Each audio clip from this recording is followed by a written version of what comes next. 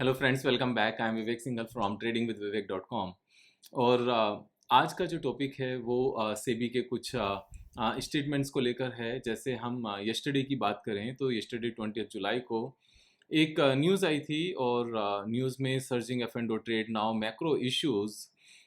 ये जो मेधावी जी हैं, मधावी जी जो चीफ हैं मधावीपुरी सेबी की, उनकी स्टेटमेंट है। अगर हम इसको डिटेल में थोड़ा सा रीड करें तो मधावी जी का कहना है that Madhabi Puri has sounded an investor safety warning after the surge in future and option F&O volume. It has now reached a scale where we feel the micro objective of protecting the individual investors has changed to thinking about this being a macro issue.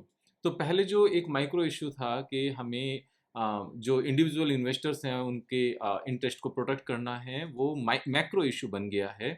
Ma'am ने बोला है। She pointed out that young investors have been venturing into segment and making substantial losses.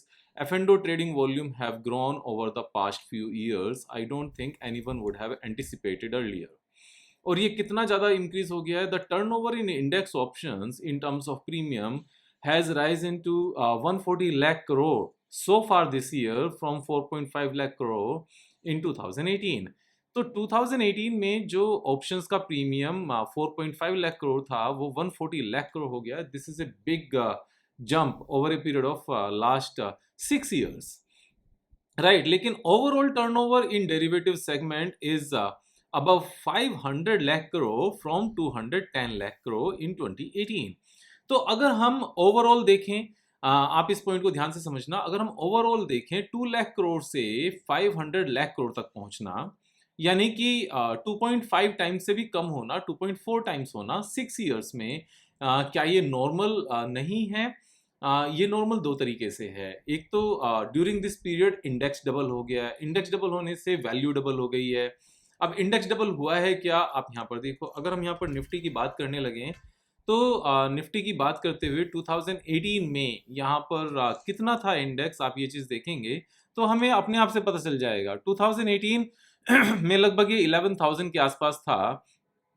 अब जब 11,000 के आसपास से हम यहाँ पर देखें, बॉटम से देखें या हम टॉप से भी देख लें, हम टॉप की भी बात कर लेते हैं, ऐसी बात नहीं है, तो अभी तक ये 109% इंक्रीज हो चुका है, 2.1 टाइम हो चुका है इंडेक्स।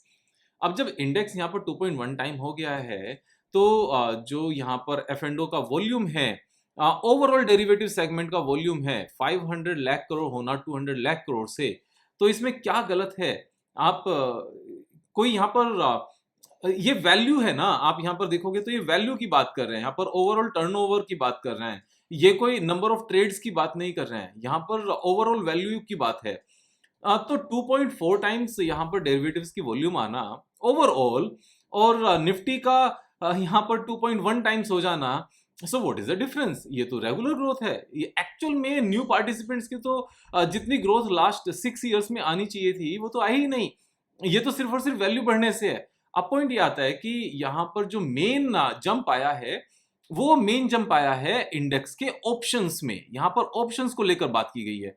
तो देखो, इंडेक्स के ऑप्शंस में यहाँ पर जंप आना, ये 140 लाख करोड़ एक्चुअल में इंक्लूडेड है 500 लाख करोड़ के ओवरऑल डेरिवेटिव्स में। तो यानी कि 210 से जो 500 तक ये वॉल्यूम बढ़ा, यानी कि 290 लाख करोड़ का जो वॉल्यूम बढ़ा, उसी में ये ग्रोथ भी इंक्लूड है। अब इंडेक्स ऑप्शंस में 4.5 लाख से 140 लाख अगर हम इंडिविजुअल टर्म्स में देखें तो बहुत ज्यादा है, लेकिन एक बात हमें ध्यान से समझने की जरूरत है, जब कभी भी किसी भी कंट्री की डेरिवेटिव्स मार्केट मैच्योर होती है और वहां पर बड़ी बड़ी कंपनीज आती हैं और वहां पर इन्वेस्टर्स का पार्टिसिपेशन बढ़ता है, तो वहां फ्यूचर्स के कंपैरिजन में ऑप्शंस में काम होना, ज्यादा काम होना, वो नेचुरल है। ऐसी बात नहीं है कि वो नेचुरल नहीं है। तो ऑप्शंस में पहले लिक्विडिटी नाम की कोई चीज ही नहीं थी। अब जब लिक्विडिटी थी नहीं तो अगर कोई वहां पर राइड करने के लिए बंदा होगा ही नहीं, जो बिग पार्टीज होती हैं जनरली, तो छोटा बंदा उसको बाय कैसे करेगा? सपोज कॉल की बात है या पुट की बात है, अगर यहाँ पर कोई सेलर नहीं होगा, एक पुट को सेल करने में अगर 2 लाख लगते हैं तो उस कॉल या पुट को बाय करने में सिर्फ 5,000, 10,000, 20,000 के आसपास तक लगते हैं। तो यहाँ पर अगर सेलर नहीं होगा तो बायर कहाँ से आएगा, बायर नहीं होगा तो सेलर कहाँ से आएगा। अब 2018 में Indian market was not so mature, क्योंकि ग्रोइंग इकोनॉमी है, और ग्रोइंग इकोनॉमी के साथ में ये सारी चीजें इंक्रीज होती हैं, सारी चीजें बेटर होती हैं। अब यहाँ आप समझो इस बात को कि जब ऑप्शंस की मार्केट में लिक्विडिटी आनी शुरू हुई, तो जो ऑप्शन की मार्केट पहले जहां काम नहीं कर पाते थे बिकॉज ऑफ लेस लिक्विडिटी, जहां फंसने के चांसेस होते थे, अभी वहां पर इनफ लिक्विडिटी है तो वो तो चीज बढ़ेगी ना, ये तो नेचुरल सी बात है। अब अगर हम इसको ऐसे तो नहीं कह सकते कि जितने भी 17 ईयर्स तक के लोग हैं उनके पास कितने ड्राइविंग लाइसेंस हैं, या फिर जो 19 ईयर्स के लोग हैं, अचानक से जैसे ये 17 ईयर्स के लोग 18 ईयर्स में पहुंचे, जो नंबर ऑफ लाइसेंसेस हैं वो बहुत ज्यादा बढ़ गए, ड्राइविंग लाइसेंसेस बहुत ज्यादा बढ़ गए। तो ये नेचुरल है, आप समझो इस बात को, इसमें कोई एबनॉर्मल नहीं है। जब 17 ईयर्स को अलाउ ही नहीं है और 18 ईयर्स को अलाउ है तो इमीडिएटली बढ़ेगा। यहां पर सेम ही तरीके से when Indian market was not so mature market, इतनी सारी कंपनीज नहीं थी, उनकी प्रॉफिटेबिलिटी इतनी नहीं थी, लास्ट 6 ईयर्स में बहुत चेंजेस आए हैं इकोनॉमी में।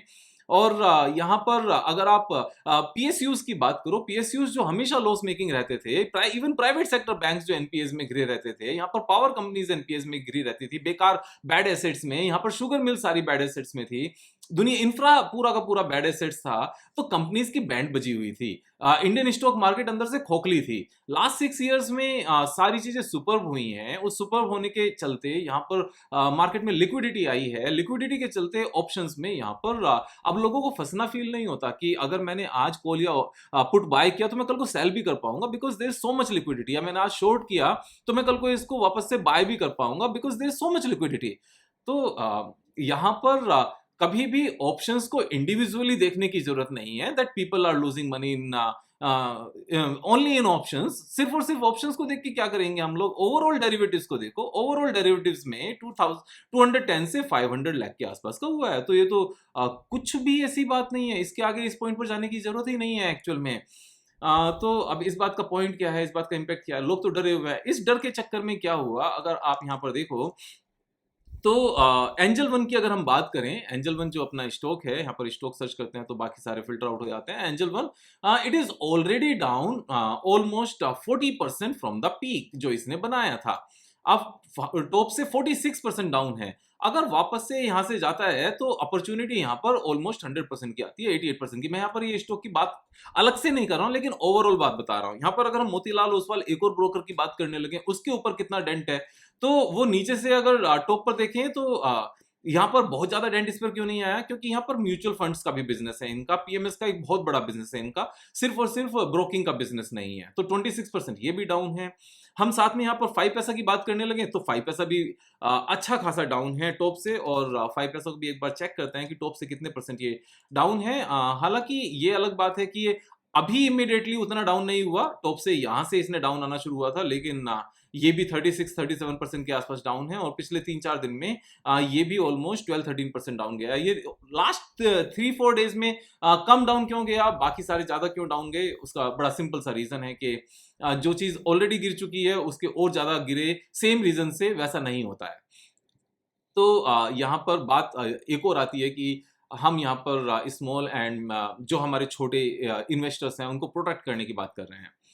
तो प्रोटेक्शन को हमें ध्यान से एक बात और समझने की जरूरत पड़ेगी, क्या सेबी यहाँ पर डेरिवेटिव्स को बंद कर सकती है?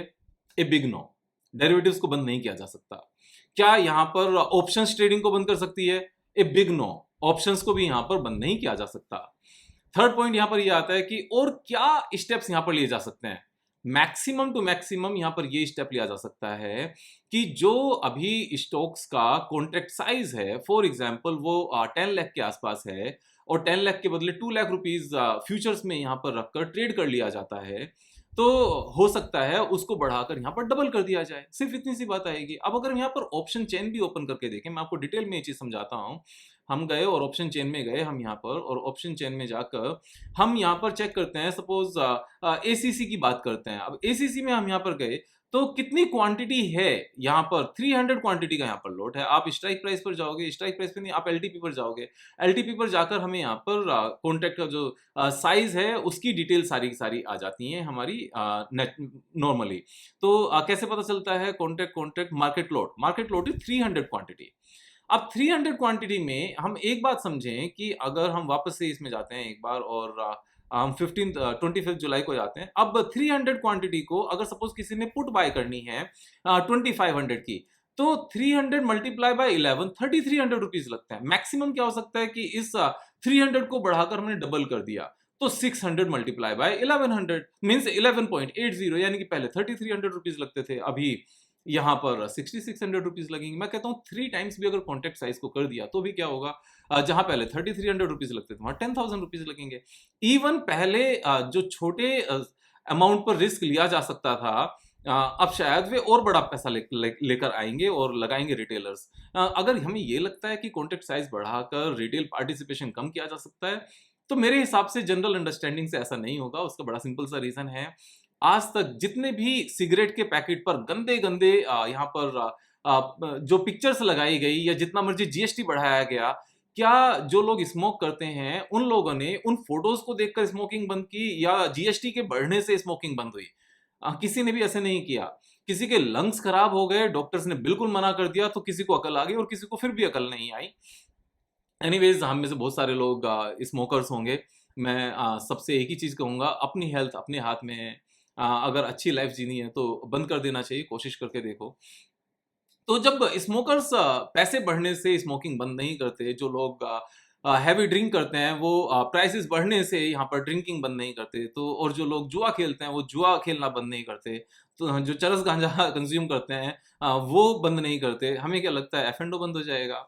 ऐसा नहीं होगा, एफ एंड ओ बंद नहीं होगा। दूसरा एक और पॉइंट मैं आपको बताता हूँ कि एक और यहाँ पर कंसर्न दिखाया गया था मिड कैप और स्मॉल कैप को लेकर। ये 11 मार्च 2024 की खबर है। It's not appropriate to allow the froth to keep building, और इसके डिटेल में पढ़ोगे तो the same concern was shown in case of small and mid cap. 11 March को, मैं एक बार 11 मार्च को जो स्मॉल कैप का डेटा है, स्मॉल कैप का जो चार्ट है, मैं उसको ओपन करके दिखाता हूँ आपको। 250 स्टॉक्स वाला, यहाँ पर 11 मार्च को क्या प्राइस था? 11 मार्च को ये था, और 11 मार्च को 3 दिन तक स्टॉक का ये सारे नीचे गए, और उसके बाद क्या हुआ, सारा वापस आया, दुगनी स्पीड से आया और वापस से 20% वहां से ऊपर गया, और 20% ऊपर जाने के बाद में फिर 2 दिन से करेक्शन है, क्योंकि फिर से इसी तरह की बातें हो रही हैं। तो ये सारी चीजें सिर्फ और सिर्फ वॉलेटिलिटी क्रिएट की जा सकती है। एक और काम जो किया जा सकता है कि हम यहाँ पर वीकली ऑप्शंस बंद कर देंगे। हाँ, हम भी देखते हैं और वीकली ऑप्शंस कब बंद होंगे। ये कोई वार्निंग नहीं है, ये मुझे पता है कि बिजनेसमैन क्या यहाँ पर वीकली ऑप्शंस बंद कराने देंगे। हाँ, आप एक चीज तो समझो, जब पहले निफ्टी की, बैंक निफ्टी की वीकली एक्सपायरी एक दिन होती थी, यहाँ पर वॉल्यूम को बढ़ाने के लिए जब उनके एक्सपायरीज के डेज चेंज कर दिए गए जिससे वॉल्यूम बढ़ सके, तो जिन लोगों ने वहां पर डेज चेंज कराए थे, हमें क्या लगता है कि वो लोग इतने कमजोर हैं कि यहाँ पर वीकली ऑप्शंस को बंद करा देंगे? ऐसा नहीं है। They are big people, they are very big people. ये वो लोग हैं जो गवर्नमेंट तो नहीं है लेकिन उनसे कम भी नहीं है। हमें इन सब बातों को समझने की जरूरत है। जब भी इस तरह की कोई भी कंसर्न आए, मैं ये नहीं कह रहा हूं कि जो हमारी सेबी चीफ हैं वो इस कंसर्न को लेकर ठीक नहीं है, वो बिल्कुल करेक्ट हैं। जब यहाँ पर न्यू कमर्स पैसे खोते हैं तो किसी को भी दुख हो सकता है, और खासतौर से उस पोजीशन पर बैठकर जिस पोजीशन पर मेधावी जी हैं, उनका ये कंसर्न बहुत जायज है, और वो एक उनके अच्छे इंटेंशन और अच्छे कैरेक्टरिस्टिक को दर्शाता है। लेकिन यहाँ हाथ में नहीं है ये चीजें, ये मार्केट ऐसे ही चलती है। क्या हम जुए खेलने वाली चीजों को बंद कर सकते हैं? क्या इससे ज्यादा बेकार चीजें स्मोकिंग नहीं है? क्या इससे ज्यादा बेकार चीजें गुटखा नहीं है? क्या इससे बहुत ज्यादा बेकार चीजें प्लास्टिक बोतल्स और चिप्स के पैकेट्स नहीं है, जो सारी नदियों को गंदा कर रहे हैं और सब चीजों को गंदा कर रहे हैं? क्या वो चीज बंद हो पाई आज तक? वो भी बंद नहीं हो पाई, क्योंकि उनके भी जो ऑपरेट करने वाले हैं, उन जो बिजनेसमैन हैं, वो बहुत बड़े लोग हैं। वे गवर्नमेंट नहीं है लेकिन गवर्नमेंट से कम नहीं है वो लोग। यहाँ पर ये चीज बंद नहीं हो सकती। तो जितने भी रिटेलर्स इन सब चीजों को लेकर परेशान हैं, जो ये नीचे आ रही है मार्केट इस डर से, और जो इस तरह के स्टॉक्स नीचे आ रहे हैं इस डर से, उस टाइम पर सबसे पहले एक चीज और देखना कि इन कंपनीज के रिजल्ट्स कैसे आए हैं। अगर हम एक बार यहाँ पर रिजल्ट्स की बात करने लगे, खासतौर से एंजल वन की जो लार्जेस्ट लिस्टेड कंपनी है यहाँ पर स्टॉक ब्रोकिंग में, उसके क्वार्टरली रिजल्ट्स में जाने लगे, तो 1400 करोड़ का रेवेन्यू है, हाईएस्ट एवर। पिछले क्वार्टर ईयर ऑन ईयर की अगर हम बात करने लगे, यानी कि सेम क्वार्टर लास्ट ईयर का 800 करोड़ से 1400 करोड़, ऑलमोस्ट 75% की यहां पर रेवेन्यू ग्रोथ है। जहां तक नेट प्रॉफिट की ग्रोथ की बात है तो यहां पर 320 से 470 पहुंचा, ये बहुत बड़ी ग्रोथ है। अब अगर कोई, बहुत सारे लोग कहेंगे भाई 530 से 470 थोड़ा सा कम है, तो अगर आप देखोगे जून क्वार्टर में हमेशा इनका जो मार्जिन होता है वो कम होता है। यहाँ पर 44 से 39 हुआ, 47 से 40 हुआ और 39 से 33 हुआ। क्यों? क्योंकि यहाँ पर जो एम्प्लॉय एक्सपेंसेस हैं वो बढ़ जाते हैं। आप ध्यान से देखोगे कि 11% से 15% हो गए, फिर 9% से 15 हो गए और 11 से 14 हो गए। बल्कि इस बार तो उतने नहीं बढ़े जितने हर बार बढ़ते थे। तो क्यों बढ़ते हैं? क्योंकि मार्च ईयर एंड हुआ, ईयर एंड के बाद जून क्वार्टर में यहाँ पर बोनसेस देने होते हैं, प्रमोशंस होती हैं, हायर सैलरी एकदम से आते हैं, फिर पूरे साल वो मेंटेन होता है। डिटेल में थोड़ा सा जाकर समझने की जरूरत है, यहाँ पर परेशान होने की जरूरत नहीं है। मैंने आपको क्लैरिटी दे दी कि इन सब चीजों का क्या रिजल्ट आने वाला है। कोई रिजल्ट नहीं आने वाला, सब कुछ सेम रहने वाला है, क्योंकि जो लोग मार्केट को चलाते हैं और जो लोग यहाँ पर थर्सडे को जो एक्सपायरी होती थी उसको अलग अलग डेज पर करा सकते हैं ना, निफ्टी, बैंक निफ्टी और बाकी सबकी, दे आर बिग पीपल। वो सरकार नहीं है, सरकार से कम नहीं है, ध्यान रखिए। और वो ग्लोबल लेवल पर सरकार से कम नहीं है। यहाँ पर मैं आपको क्लैरिटी दे चुका हूँ, सब कुछ आपने करना है, आपका पैसा है, समझदारी से काम करो। मेरे एक बात ध्यान से रखो, ध्यान से समझो, अपनी किसी भी वीडियो में आज तक मैंने एफ एंड ओ को सपोर्ट नहीं किया, सपोर्ट करना भी नहीं है, क्योंकि वहां लोग पैसा खोते हैं। जो यहाँ पर सेबी चीफ का कंसर्न है वो मेरा भी कंसर्न है, लेकिन क्या इससे कुछ बदलाव आने वाला है? नो। जिन लोगों को ग्रीड है जल्दी बनने की, उन लोगों को ग्रीड है, वो ग्रीड तब तक खत्म नहीं होगी जब तक उनको खुद समझ में नहीं आएगा। न्यू पीपल, न्यू यूथ जैसे जैसे अपनी एजुकेशन कंप्लीट करके जॉब करनी शुरू करेंगे, उनके पास पैसा आएगा, उनके अंदर ग्रीड होगी बहुत ज्यादा स्पीड से बढ़ने की। और वो क्योंकि अभी अभी कॉलेज से निकले हैं, थोड़े से हाई जोश में हैं, उनको लगेगा we are the intelligent people. Vivek भाई, you are the old man now, you don't understand, means by calculation we can beat the market, we can make huge money in options writing and option buying वगैरह वगैरह, जो भी आप सोच सकते हो। तो उन सबको थोड़ा सा बड़े हो जाएंगे, उनको भी समझ में आ जाएगा।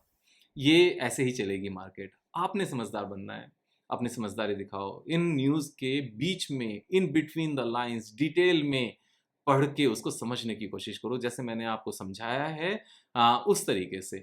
यहाँ पर कल फिर मिलेंगे एक नई वीडियो के साथ। तब तक दोस्तों के साथ शेयर करो वीडियोस को, और जय हिंद, जय भारत।